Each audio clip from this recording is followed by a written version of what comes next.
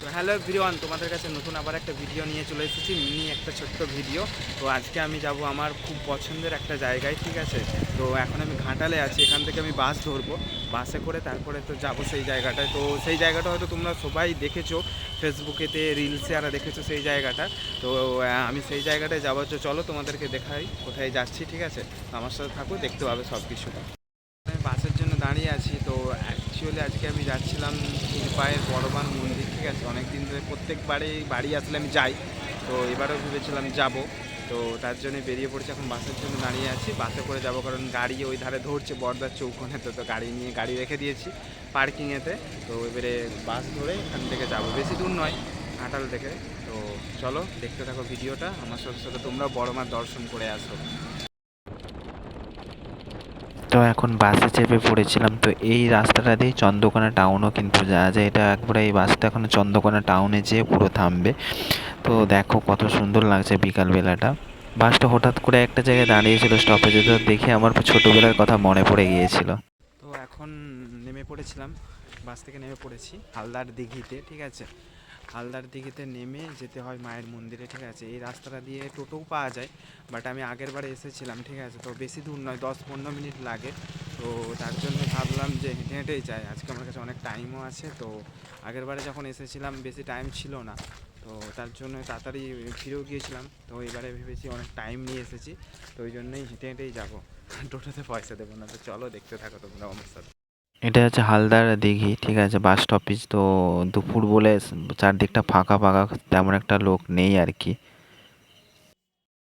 এখন আমি আস্তে আস্তে হাঁটছি, দুপুরবেলা তো রোদটাও আছে, ঠিক আছে। ভালোও লাগছে আমার আস্তে আস্তে হেঁটে হেঁটে যেতে, ঠিক আছে। আর বেশিক্ষণ নেই, চলেই আসছে, আর একটুখানি পরেই মায়ের কাছে চলে যাব। তো চলো তোমরাও দেখো আমার সাথে সাথে ভিডিওটা, তোমরাও মায়ের দর্শন করো আমার সাথে সাথে। এই যে এই রাস্তাটা ধরো ওই সামনেটাই, এই সামনেটায় মায়ের মন্দির, ঠিক আছে। মানে টিন দিয়ে ঘেরা, প্রচুর বড়, ঠিক আছে। চলো, তোমরা তো অনেকেই রিলসে দেখেছো নিশ্চয়ই, ফেসবুকেতে দেখেছো, অনেকেই আছে এখানে। তো আমার সাথে সাথে আজকে তোমরাও দেখো মায়ের অপরূপ রূপ, ঠিক আছে। তো চলো, আর এখানের একটা খাসিয়াত তোমার দেখে আমি জানাবো আজকে। তো অনেক দিন অপেক্ষার পর মায়ের কাছে চলে এলাম। তো এখানে মায়ের মন্দিরে ঢোকার আগে এখানে জুতো খুলে তারপরে মায়ের কাছে যেতে হয়। তো এখানটায় আমি জুতো খুলে নিচ্ছিলাম, জুতো খুলে ওই দিকটা এক নল আছে, তো ওখানটায় যেয়ে মায়ের কাছে যাওয়ার আগে হাত পা ধুয়ে তারপরে মায়ের কাছে যেতে হয়। তো এই দিকে নলটা আছে, তো নলটাতে যেয়ে হাত পাটা ধুয়ে নিচ্ছিলাম। যেহেতু একা একা ভিডিও করছিলাম তাই সম্পূর্ণ ভিডিওটা করতেও পারছিলাম না। তারপরে যে এখান থেকে একটা ডালি কিনে নিয়ে মায়ের পুজো দেবে বলে, কারণ আগের বারেও দেওয়া হয়নি পুজো, তো এবার ভাবলাম না পুজো দিই। তো এখান থেকে ডালি কিনে নিয়ে মায়ের মন্দিরের দিকে যাচ্ছিলাম।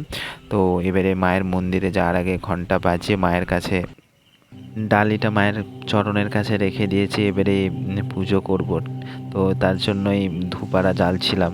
তো ধূপ আর মোমবাতিগুলো এখান থেকে নিয়ে নিয়েছিলাম। তারপরে মায়ের সিঁদুর আলতা সবই এর মধ্যে আছে, প্রসাদও এর মধ্যেই আছে। তো এখন ধূপ আর মোমবাতিটা নিয়ে নিচে জ্বালাতে হবে ওইটা, তো এখন ওখানে জ্বালাতে যাচ্ছিলাম আর কি। তো ওইগুলো জ্বালিয়ে এসে তারপরে মায়ের কাছে পুজো দেবো।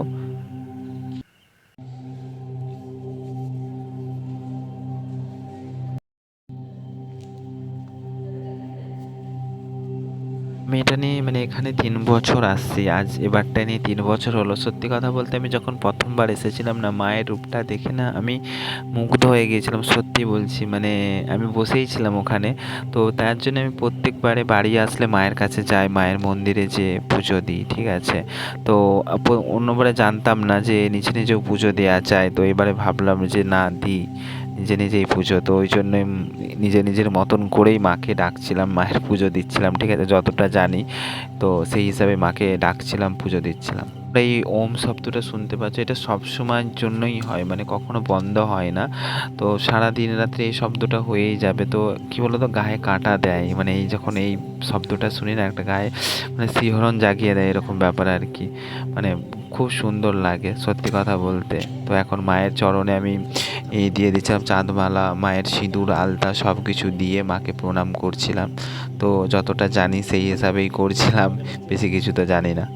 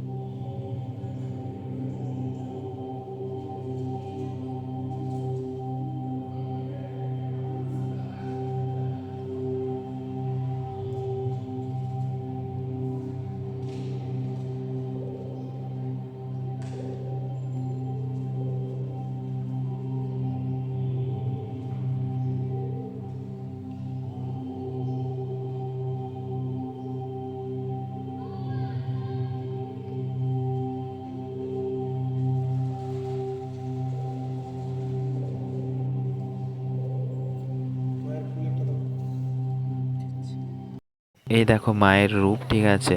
সত্যি কথা বলতে আমি জানি না, মায়ের কাছে কিন্তু কোনো রকম লাইট দেয়া নেই, মানে যতটা বাইরের আলো থেকে মাকে দেখা যাচ্ছে ততটুকুই, মানে কোনো রকম লাইট তো দেয়া নেই। আমি কোনোদিনও এসে দেখিনি যে লাইট জ্বলছে, বা মায়ের মুখটা এরকমই, মানে ছবি তুললে মানে স্পষ্ট বোঝা যায় না। এটা হচ্ছে ছোটো মা, ঠিক আছে। ওটা হচ্ছে বড় মা, এটা হচ্ছে ছোটো মা। দেখো ছোটো মারও রূপ কত সুন্দর, ঠিক আছে। তো তারপরে এখানে যে এই দিকটা আছে, এখানে মানসিক, মানে তুমি যদি কোনো কিছু করো তো একটা ধাগা দেয়, তো সেই ধাগাটা এখানে এই সাইডের দিকে বেঁধে নিতে হয়। তো আমি ওই জন্য ধাগাটা বাঁধতে এখন যাচ্ছিলাম। তো তারপরে মায়ের পুজো দিয়ে, তো পুজো দেওয়া হয়ে গেছে, ঠিক আছে। মানে এখানে একটা রুলস কি বলো তো, যে তোমাকে নিজের পুজো নিজেই দিতে হবে।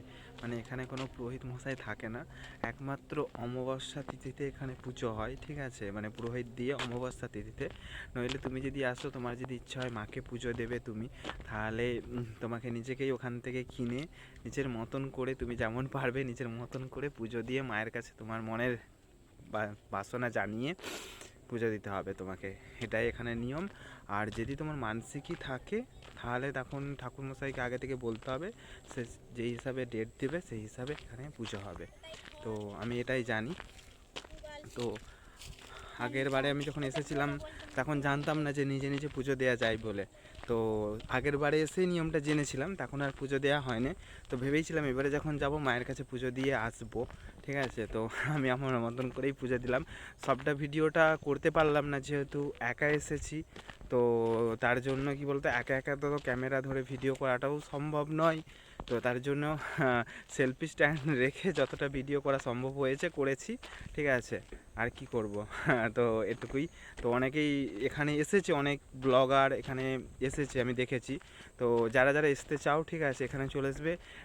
আমরা যেমন অনেকে নৈহাটির বড় মাকে জানি, ঠিক আছে, এটা হচ্ছে ক্ষীরপায়ের বড় মা, ঠিক আছে। তো আমি যখন প্রথমবার এসেছিলাম, তো আমার এই জায়গাটাকে আসলে প্রচুর শান্তি লাগে। আর তোমাদেরকে আরেকটা জায়গা দেখাবো, ঠিক আছে। তো সেইটাও খুব সুন্দর জায়গা। তো চলো আমি এখন সেখানেই যাচ্ছি। তো চলো তোমার দিকে সেই জায়গাটা একটু দেখিয়ে নিই।